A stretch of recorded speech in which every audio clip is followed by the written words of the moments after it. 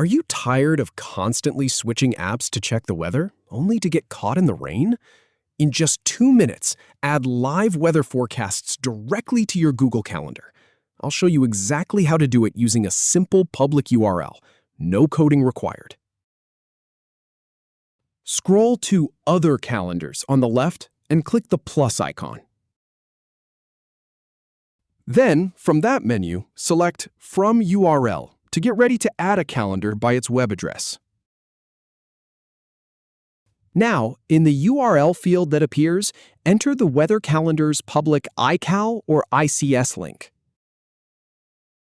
Optionally, enable the Make Available to Public checkbox if you want others to see this calendar. Finally, click Add Calendar to finish and watch your weather forecasts appear in your Google Calendar.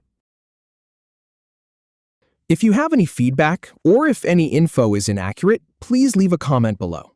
We'll do our best to answer or redo the video if needed. Thanks for watching.